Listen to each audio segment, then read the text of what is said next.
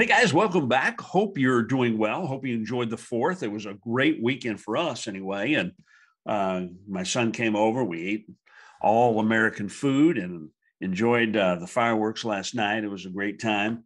But I am praying for America. There's a lot of things going on. And I wanted to bring this signs and wonders to you because of some of the things that are taking place. I'm sure many of you have heard of what's going on. But if you haven't, I just want to talk to you about praying for America. If you would, pray for our world as well.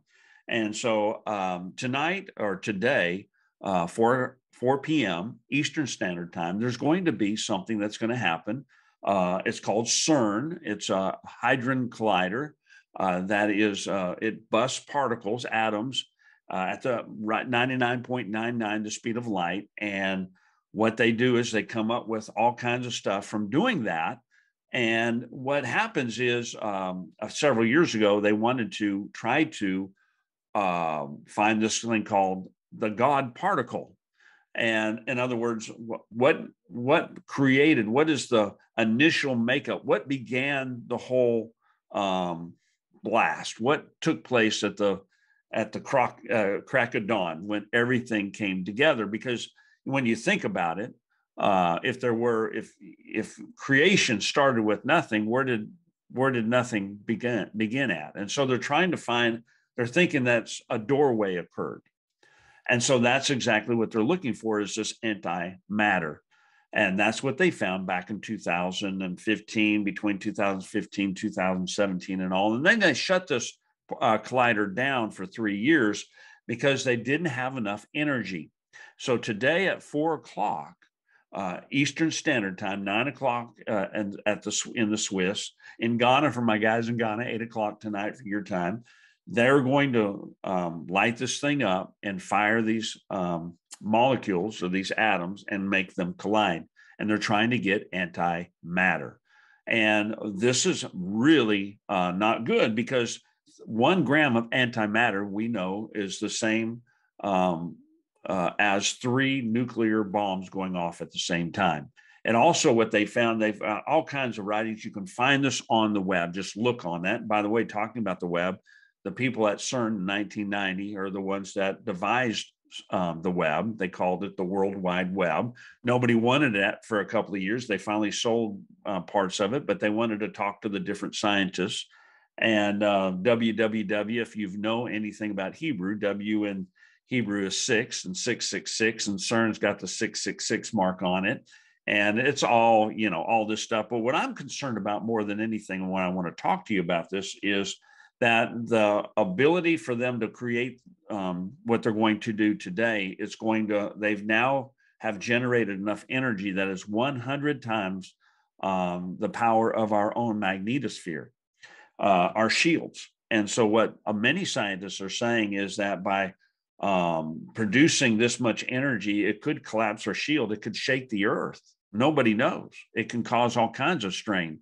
One of the things that happened in April 25th of 2015 is they started this thing up, collided, and the minute after, 30 seconds after they collided this atom, we had the strongest, and I'll go over there, earthquake to hit.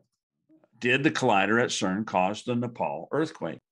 And 8,000 people were killed. 8,000 people were killed, but they don't want to talk about it too much. So here's just a couple of thoughts about it. CERN to restart July 5th is their alleged search for dark matter, a force for good. Just really quick, I wanted you to see this. This is CERN. It's 17 miles across, and they collide this stuff. If I can go through here. This is the inside of the collider where the molecule are going through. Here's the collider. Here's what size it is. It's 17 miles underground. It's got why in the world does it have the destroyer of Shiva on it? Because they want to bring destruction, and out of it, they believe we can recreate. So with that being said, what I want to do today is I simply want to talk to you really quick about Romans chapter 1, verse 18. And what it says, for the wrath of God is revealed from heaven against all ungodliness and unrighteousness of men who by their unrighteousness suppress or hold back the truth. In other words, the truth is there. That's what God is saying. I've always been showing you the truth ever since the beginning of creation, but you won't accept it. You hold it back. You say, I can't accept what is so easily in front of me. I can't accept that you created everything, God. So I'm going to look for this God particle. We're going to create the most powerful weapon in the world to try to find something, even if it destroys us. That's what I'm trying to say here. We've come to the place where you have people that have become, they think they become so smart. And as a matter of fact, the scripture goes on down and it actually says in verse 21, for although they knew God, they did not honor him as God or give thanks to him, but they became futile in their thinking and their foolish hearts were darkened.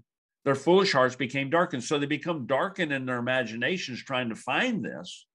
So we have a group of people. This is my whole point of bringing this up, is that we have now a group of scientists, people that are, their hearts have become darkened because that what truth, which has been in front of them, they won't accept. So they want to find out their own truth.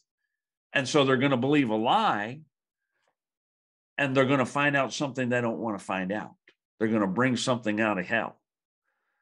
And so we need to be praying for just safety today as we think about all these things coming upon the earth. And I want you to be praying for one another. And, you know, I'm not worried about it. I think whatever they got going on, if they're going to bring this stuff before us, can you imagine what God's going to bring? Just a thought. What if God collapses this whole thing? And I'm just saying, we're in for quite a ride. Can't wait, because God wins every time.